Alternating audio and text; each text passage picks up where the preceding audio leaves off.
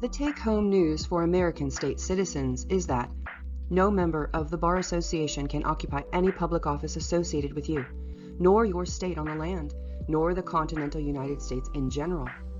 If a Bar Association member is associated with any action pretending or having actual impact upon you or the land jurisdiction on the continental United States, that action is null and void. None of the courts you commonly see rampaging around issuing charges and handing out orders have jurisdiction over your person or your property. No act of any version of Congress or state legislature tainted by members of the Bar Association can be applied to you. Who do bar members work for? The Bar Association members can work for the federal United States and for the Washington, D.C. municipality and the United Nations city-state, and all these foreign governments have created franchises that they operate under your given name. They regularly attack these franchises and make false claims that seem to be addressed to you, a purposeful deceit called personage. But in fact, by maxim of law, those who create franchises are responsible for all debts and upkeep costs of those franchises. Note the crimes involved. Personage, the crime of knowingly misrepresenting a living man or woman as a legal fiction, some form of corporation such as a trust, public utility, or foundation. For example, knowingly miscategorizing a living woman named Elizabeth Arden as if she were a corporate design company known as Elizabeth Arden Inc. is a crime of personage. Barratry, yes, named after the Bar Association for good reason. The crime of knowingly bringing false claims and charges based on personage in order to use foreign statutory law against living people. These two crimes are routinely practiced by members of the Bar Associations worldwide to inflict unjust punishments, defraud people of property, and to raise money for themselves and the banks they work for. The American Bar Association has violated their corporate charters, the Smith Act, and the Taft-Hartley Act with impunity. Fearing retribution, nobody has had the guts enough to take them on and expose their criminality.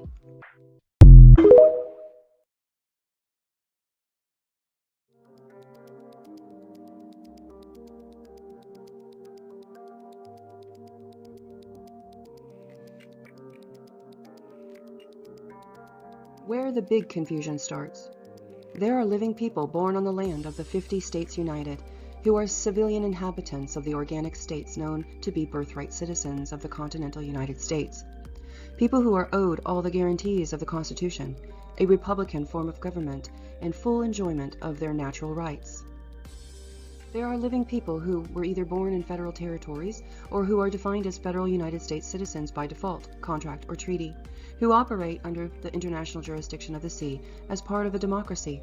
They have only civil rights, which are granted or taken away by members of Congress.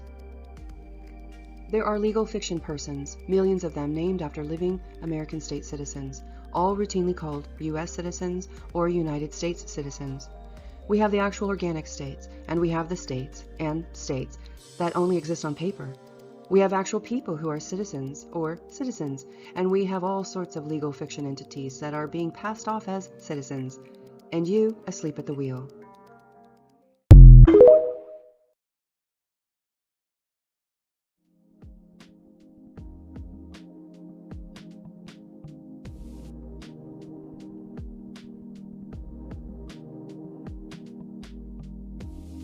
Note, legalese caused the confusion.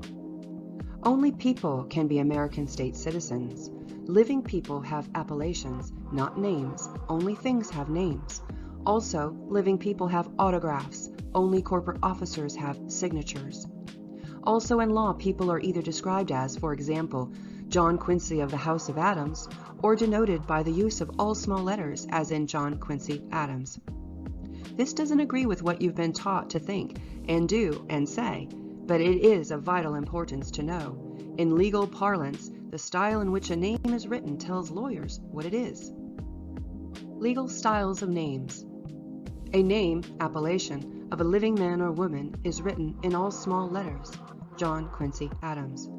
A name written in all capital letters can only be one of two things: a corporation of some kind, or a dead man's estate.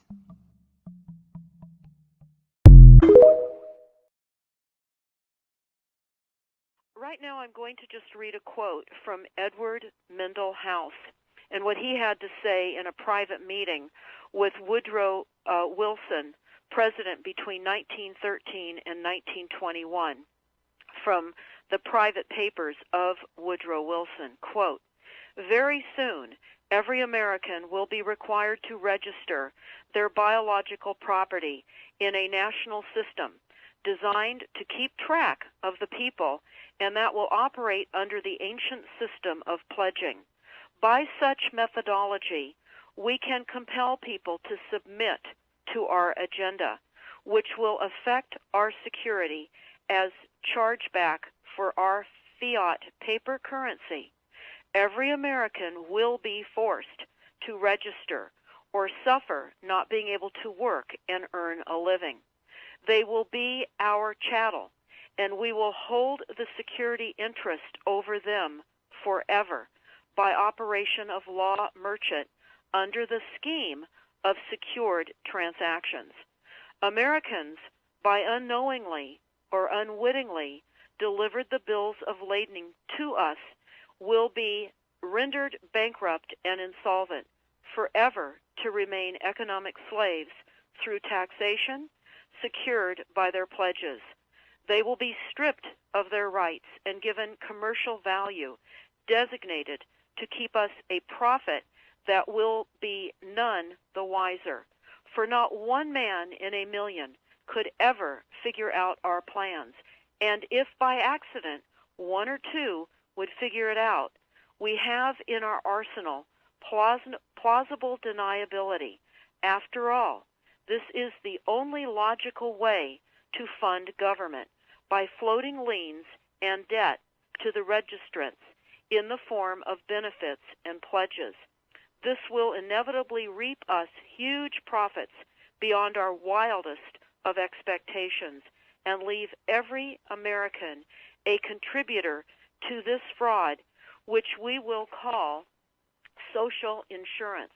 Without realizing it, every American will insure us for any loss we may incur, and in this manner, every American will unknowingly be our servant, however begrudgingly.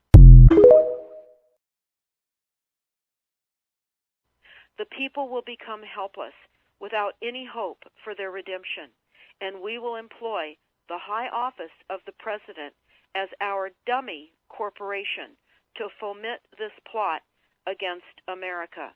Having established plausible deniability, even if people become enlightened that they had a remedy and pursued it, the attorneys, judges, and legislators could claim that they did not understand the people's claims, especially if the technical requirements for achieving it were not followed pursuant to statutory requirements, requiring the public schools to teach civics, government, and history classes out of federally approved, politically correct textbooks written by the publishing houses owned by the owners of the Federal Reserve would assure that the people would not discover the remedy for a long time, if ever.